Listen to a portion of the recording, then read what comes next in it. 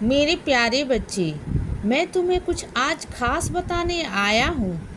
हो सकता है कोई ऐसा हो कि किसी का कोई सामान छीन ले, लेकिन किसी को मिलने वाली कोई चीज़ छीन ले।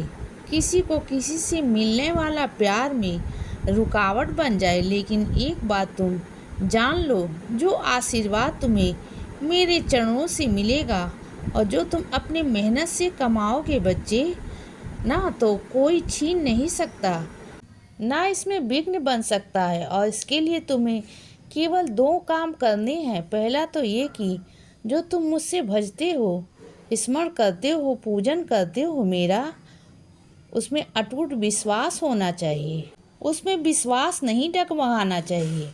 और दूसरा, तुम्हें मेहनत करने से कभी पीछे नहीं हटना है। बस यही दो काम करना है बच्चे, तुम्हारी नैया पार लग जाएगी। मुझे पता है कि तुम्हें जो पदभार संभालने को मिला है वह तुम्हारी इच्छा नहीं थी, तुम्हारी इच्छा के विरुद्ध तुम्हें मिला है। लेकिन मुझे यह भी पता है कि इसे पाने से तुम्हारी आंखें खुल रही हैं और तुम अब कुछ अच्छा करने की चाह रख रहे हो बच्चे। इससे बेहतर पद मिले तुम्हें, यह तो अच्छाई के लिए ही मैंने तुम्हें दिलवाया था। जब भी किसी भी इंसान को तरक्की मिलती है ना, तो ईर्ष्या करने वाले लोग भी खड़े होते हैं। फिर चाहे वो लोग तुलना के लायक ही क्यों ना हो, फिर भी ईर्ष्या करते हैं बच्चे।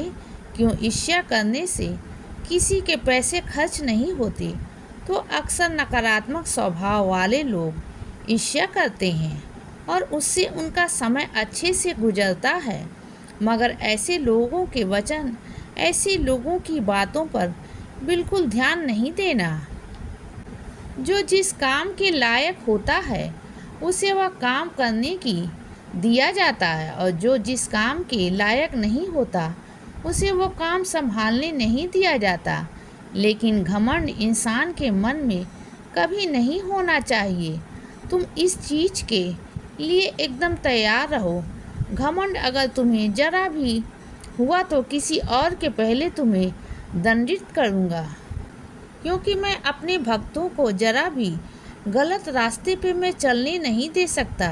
प्रसाद अभी तुम्हें जो प्राप्त हो रहा है उसे तो तुम अभी ग्रहण कर लो, लेकिन फिर उसके बाद ना प्रसाद के अलावा फिर अलग से वैसा कुछ लेकर मत खाओ। जो प्रसाद मिला है उसमें आशीर्वाद है, उतना माफ़ है, लेकिन उसके बाद नहीं। तो अगर अत्यधिक मीठा खा रहे हो तो उसे बंद कर दो बच्चे। केवल जो प्रसाद में मिल रहा है उतना ही ग्रहण करो। अगर ध्यान लगा के तुम काम करने बैठोगे ना, तो कुछ समय के बाद थक जाओगे और उसमें मन हट जाएगा। अगर ध्यान नहीं लग रहा है ना, तो पूरे दिन भी बैठ सकते हो, क्योंकि ध्यान ही नहीं लग रहा है, मन ही नहीं लग रहा है। जैसे तैसे करके वह खत्म होगा और घंटे बर्बाद हो जाएंगे इसमें। इसीलिए जो भी करो ध्यान लगाकर करो बच्चे, और थोड़ी देर के बाद थक जाओगे, मन हट जाएगा। और यह बहुत आम बात है। तो यह मत सोचना कि ध्यान से काम करने के बदले मैं देर काम कर रहा हूँ। तुम घंटों का काम कम से कम समय में कर लेते हो, यह अच्छी बात होती है। इसीलिए जो करो दिल जान लगाकर करो बच्चे। तुम्हारे पास रखी हुई गुल्लक या फिर जहाँ भी तुमने अपने पैसे रखे हैं, क्योंकि अब वो बहुत पुराना सा हो गया है, तो तुम उसे बदलना है और दूसरी जगह पर रखना है। तो जब तुम उसे हटाने लगोगे ना, तो अपनी आँखों के सामने यह काम करना। यह जिम्मेदारी किसी और को मत देना, वरना संभव है कि कुछ लोग तुम्हारे पैसे अपने पास रख करके ठीक नहीं है, क्योंकि मुझे पता है तुमने बहुत मेहनत से अपने पैसों को जमा किया है, इकट्ठा किया है, और बहुत से अरमान है तुम्हारे। इससे और सुनो, मुझे तुमसे सोना नहीं चाहिए, सोना चांदी कुछ नहीं चाहिए। तो वो सब मत करना। तो मेरे लिए जो तुम्हारे मन में चल रहा है, जो तुम्हारे जुआ पर है, मत करना वो सब। वो पैसे मेरे आशीर्वाद समझकर अपने पास रखो।